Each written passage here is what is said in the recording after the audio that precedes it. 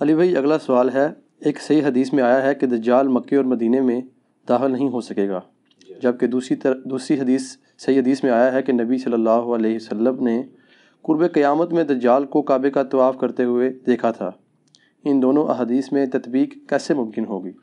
تطبیق اس میں تطبیق کہتے ہیں آپٹیمل سولوشن، یعنی دو چیزیں جو بظاہر ٹکرا رہی ہوں تو اس میں ایسا سولوشن بتایا جائے کہ دونوں چیزیں بیک وقت سیٹسفائی ہو جائیں، اس کو کہتے ہیں تطبیق۔ یہ پیورلی ایک ریلیجس ٹرم ہے جو یوز ہوتی ہے اس طرح کے معاملات کے اندر، کہ بظاہر اب ایک طرف یہ ٹھیک ہے، صحیح بخاری اور مسلم دونوں میں حدیث موجود ہے کہ نبی علیہ السلام نے فرمایا کہ جب دجال مدینہ شریف کی طرف آئے گا تو اس وقت مدینہ کے 7 دروازے ہوں گے، ہر دروازے کے اوپر 2 فرشتے مقرر ہوں گے جو حفاظت کریں گے، اسے مدینے میں داخل نہیں ہونے دیں گے حتیٰ کہ وہ احد پہاڑ کے پیچھے جا کے اپنا قیام کرے گا، اور پھر فرشتے اسے شام کی طرف ہانک دیں گے۔ اور صحیح مسلم میں حدیث ہے کہ مکے اور مدینے کے سوا ہر جگہ وہ داخل ہوگا، مکے اور مدینہ اس کے لیے حرام ہوگا۔ تو واقعی اب یہ تو احادیث موجود ہیں، بالکل یہ ہمارا عقیدہ ہے کہ مکہ اور مدینے کی حفاظت ہوگی۔ بخاری اور مسلم دونوں میں حدیث ہے کہ دین قرب قیامت میں مدینے میں آ جائے گا، اور مسلم میں ایک حدیث میں الفاظ ہیں 2 مساجد میں آ جائے گا، حرم مکہ اور حرم مدینہ۔ ویسے یہ بات ٹھیک ہو گئی ہے کیونکہ حضور کے زمانے میں جو مکہ تھا نا، وہ اس وقت سارے کا سارا مکہ شریف کی مسجد میں آ چکا ہے، اتنی توسیع ہو گئی ہے۔ اور نبی علیہ السلام کے زمانے میں جتنا مدینہ شریف ایز اے سٹی تھا نا، وہ اب سارے کا سارا مسجد نبی میں آ چکا ہے۔ مسجد نبی اتنی بڑی ہے، تو جو حضور علیہ السلام نے فرمایا نا کہ 2 مسجدوں میں واپس آ جائے گا، یعنی ادھر لوگ پناہ کے لیے آئیں گے، جیسا کہ سانپ اپنے بل میں واپس آتا ہے حفاظت کے لیے۔ اس میں حضور نے ایمان کو سانپ سے تشبیہ نہیں دی، بلکہ ایمان بچانے کے عمل کو سانپ کے عمل سے تشبیہ دی ہے، جس طرح سانپ اپنے آپ کو بچانے کے لیے بل میں آ کے اپنی حفاظت کرتا ہے۔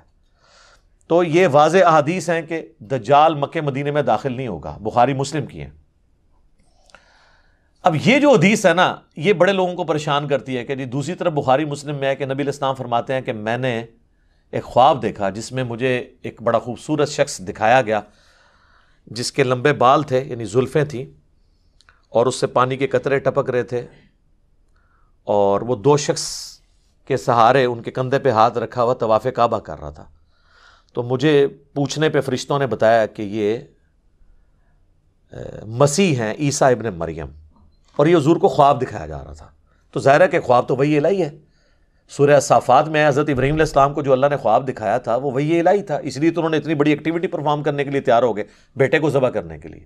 اور بخاری مسلم دونوں میں حدیث ہے کہ خواب نبوت کا 46واں حصہ ہے، یعنی نبیوں کی وحی کا ذریعہ جو ہے، نبیوں کے خواب تو سچے ہوتے ہیں۔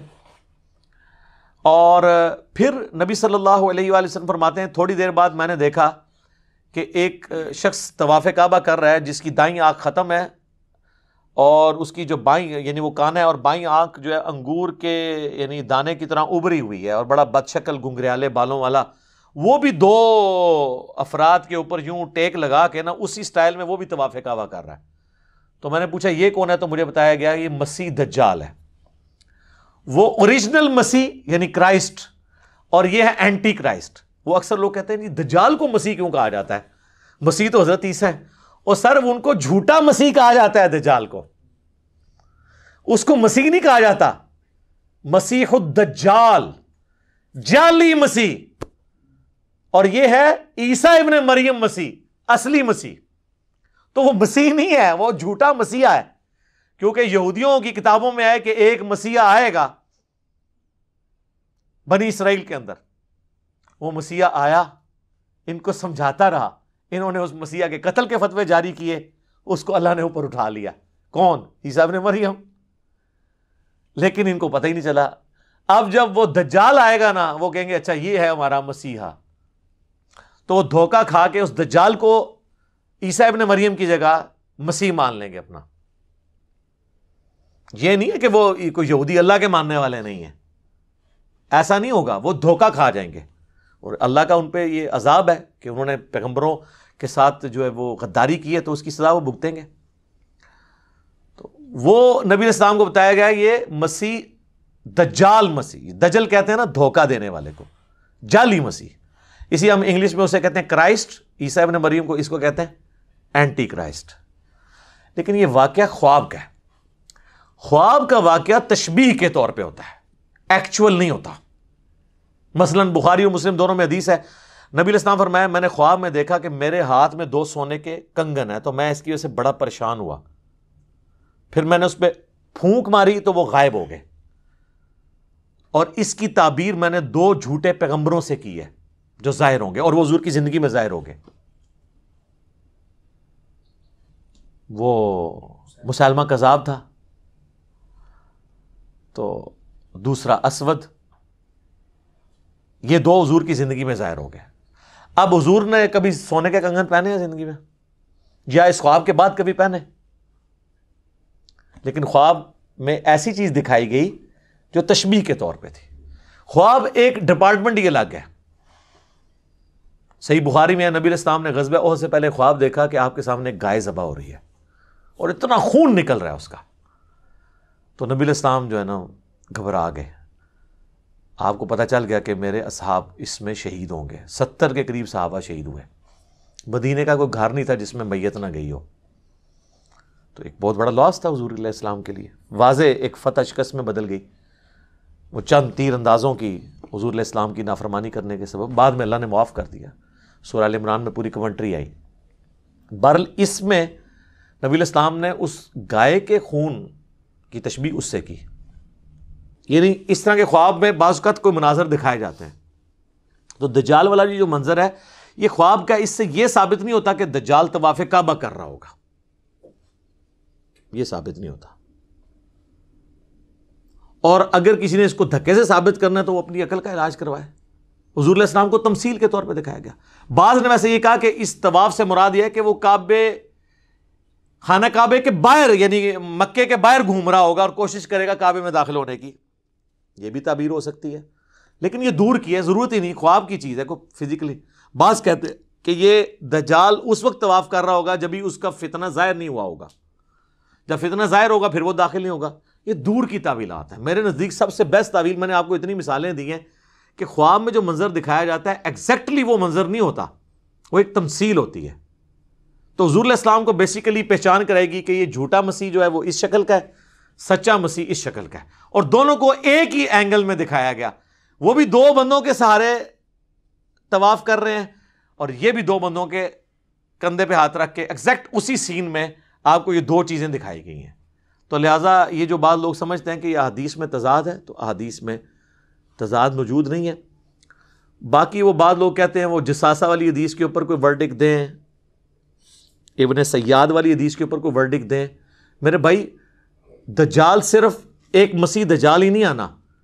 ابو داؤد ترمذی میں حدیث ہے کہ نبی علیہ السلام فرمایا قیامت اس وقت تک قائم نہیں ہوگی جب تک 30 جھوٹے دجال نہ پیدا ہو جائیں۔ تو دجال ایک سے زیادہ آنے ہیں۔ غلام احمد قادیانی بھی ان دجالوں میں سے ایک دجال ہے، کیونکہ اس میں ہے کہ ان میں سے ہر ایک دعویٰ کرے گا کہ میں اللہ کا پیغمبر ہوں۔ یہ دجال بھی پہلے پیغمبر ہونے کا دعویٰ کرے گا، پھر خدائی کا دعویٰ کر دے گا۔ بخاری مسلم میں یہاں تک آتا ہے اس کے حکم سے بارش برسے گی، وقتی طور پہ، آزمائش کے طور پہ زمین اگائے گی، تاکہ جو بزرگوں کے ماننے والے ہیں وہ فوراً اس کو بزرگ مان لیں۔ اسی تو پھر بھی نہیں مننا، سانو تو فرق نہیں پیندا، اسی تو کہنے سانو دکھاؤ قرآن دی سی کتنے لکھا ہے کہ تو آنا ہے بھائی۔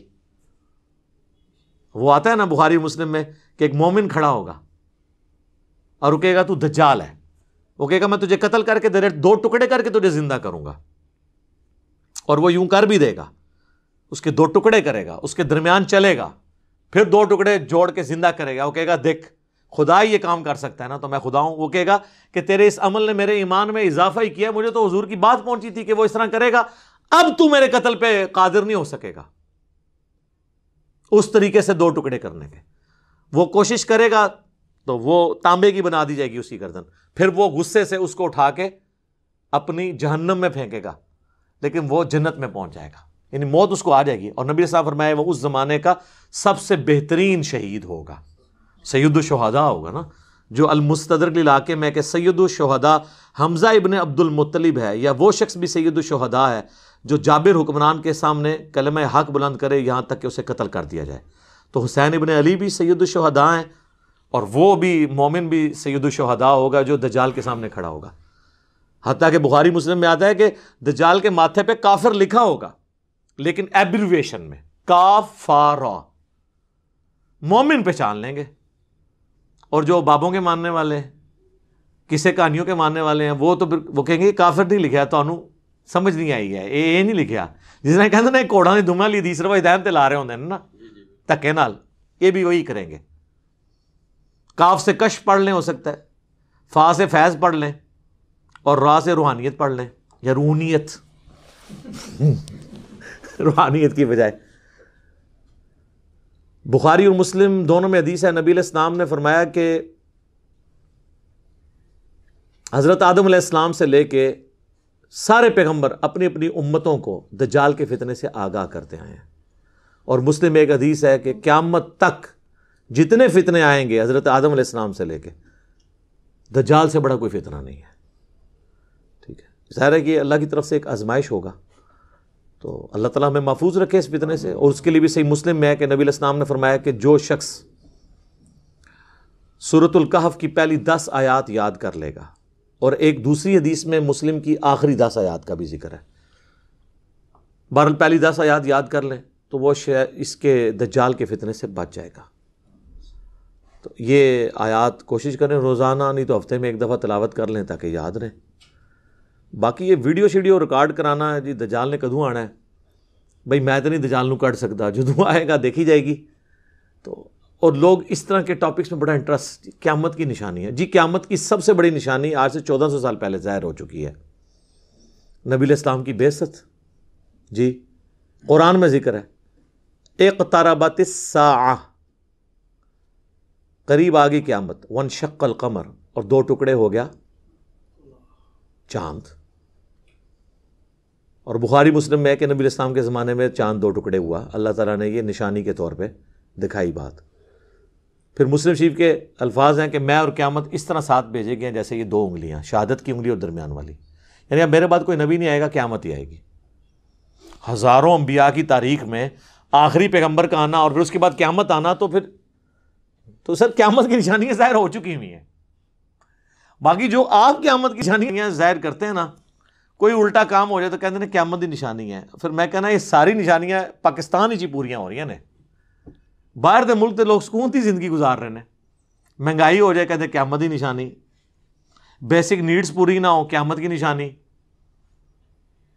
ہیومن سیکیورٹی نہ ہو کہتے ہیں قیامت کی نشانی. تو وہاں تو نشانیاں پھر ریورس ہو رہی ہیں. دبئی میں جائیں کوئی ڈاکہ مار کے بتائے, کوئی چوری کرے, 0 پہ کرائم ریٹ لے آئے ہیں وہ تو پھر لگتا ہے قیامت سے بہت دور جا رہے ہیں. اس طرح نہیں قیامت کی نشانی ہوتی. باقی آپ نے چسکے لینے کے لیے سننا ہے تو سنتے رہیں, اصل چیز یہ ہے کہ آپ آخرت کی تیاری کریں, ان چکروں میں نہ پڑیں. ٹھیک ہو گیا جی, جزاکم اللہ خیر.